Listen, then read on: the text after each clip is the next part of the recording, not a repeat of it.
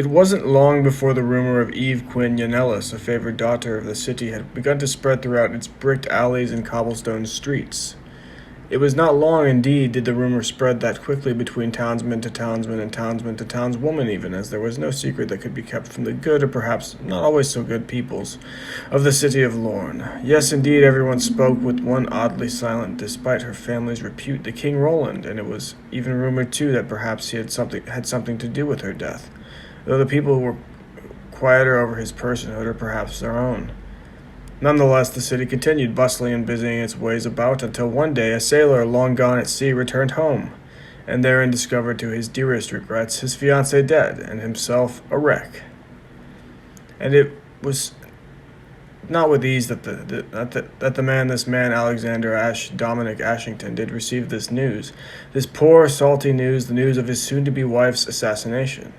At least, that is what the people were calling it, though no fingers were being pointed, especially not at the good King Roland, who remained yet, though many weeks now had passed, in utter silence over the matter, at least to the public's knowledge. In fact, upon his return, he was greeted upon arriving at his home by a madwoman who shouted at him that his fiancée were supposed dead, and he of course thought her to be what she looked to be, a madwoman, but nonetheless, as he entered therein his sundry home, though he did call it home, he discovered a letter on the other side of the door, addressed to him, and with the king's stamp. He picked it up, and recognizing exactly what it was, or rather who it belonged to, or who it was from, he regretted that he had never learned the art of reading, and thereby could not make out the markings that were writ upon the paper scroll. And so he did the only sensible thing that he could do, and took it to his great aunt and the parts of his family who lived with her, and asked her as polite as he could, given the prior relationship, if she could not kindly read to him what it were that had been written out to him by such a man. His great auntie, though hesitant and suspicious, and, if all were to be honest, a little bit annoyed with Ash, nonetheless did read it, and despite her poor eyes, Ash was amazed, and it read, Dear Ash, I do find it somberly that I must write to you regarding the death of your young fiancée, the Miss Eve Quinn Yanellis, who did pass not 5 days ago. I am sorry, as I know that you are out at sea and away from her, that it must come as terrible news and a terrible pity. It is, that she must have died so young, and that you now find yourself alone, a widower of sorts. Please, with this letter, accept my condolences, and please do not attempt to sell it. With sincerest apologies, your king and protector, Roland Richard Rusifus. As his auntie finished, Ash did find it necessary to weep, as the pain he felt, though unbearable for whatever reasons, seemed unending, even from that quick moment at whence it began. He had loved his fiancée that much so.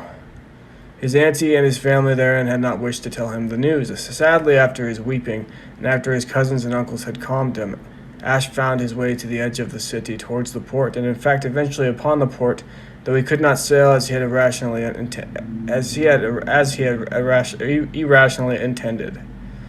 No, it was in fact quite the opposite, and with the relatively handsome sum of coin with which he now found himself, which he had acquired through many months of sailing and the suspicious yet kingly letter, he made his way towards his home, where he sought to rest a while and to think of what he would next do, as he had time, as he and his crewmen and his captain were not to sail to fish until the next spring, as winter was now set upon them.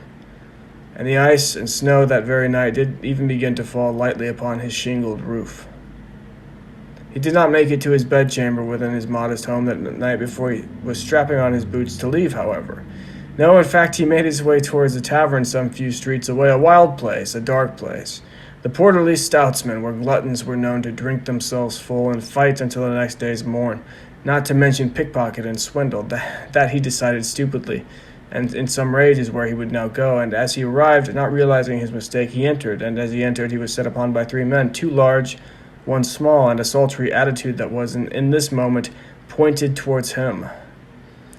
It is not earnest, but perhaps it is quick to tell that a fight did ensue, and that Ash did not lose, though his nose was broken by the end of it, and one of his fingers, the pointer on the right, in need of repair. By the end of the night, needless to say, he was robbed of coin, drunk as a drunkard, and poor as one too. With nowhere to go, he left that saloon, but fortune did favor him, as yet it was told, A man had spot him and pointed towards the moon. He explained of its beauty, and he explained of its distance, and he explained of its shine, but by the end of it, at the end of the line, he offered Ash coin for some of his time. Ash then did follow a song in his heart as he was drunk as a bard and simply put out. In need of coin he knew not, but in fact he was, and the man did lead him astray, though in favor of fortune untold, and he spak at poor young Ash and settled him down upon his own bedchamber, a place to sleep in his impoverished state alone to rest. By the time he awoke, Ash was long without rest, or so it felt, and by the time he awoke, the man who had led him to this place had noticed him afoot. And Ash, that something was indeed afoot in this small place this stranger called home, as Ash had no coin purse, and he could feel his heart beat. He spoke to the man. "The alcohol has poisoned me." "Nonsense," said the stranger, rather chipper. "You'll be completely fine. Stand up and walk a bit, then come meet me outside." Ash did not complain, but rather did as he was told, and as the man seemed to have saved him. Checking, Ash noted that the kingly letter yet remained in his vest pocket, as he was dressed not as a sailor, but as a commoner. Nonetheless, he stood up, walked around for a while, and then found himself outside, standing next to the man by whom he was presumably saved. He had but one question: where was his coin purse? To which the man did reply, "It's right here in my pocket," and he threw it to Ash, who caught it and set it within his own vest pocket. "I have a task for you," the man said, wasting no time. "Do this for me, you'll make that coin you have on you plus some bonus." "What is it?" Ash asked, intrigued but dismissive because of his heart, which ached for his poor yet young fiancée, the poor woman Eve, and his finger which was slightly crooked. "Don't sound so enthused," replied the stranger, extending his hand. Ash, after a moment, took it, and the man told him his name. "My name is Harkin," he did say. "My name is Ash," Ash did say.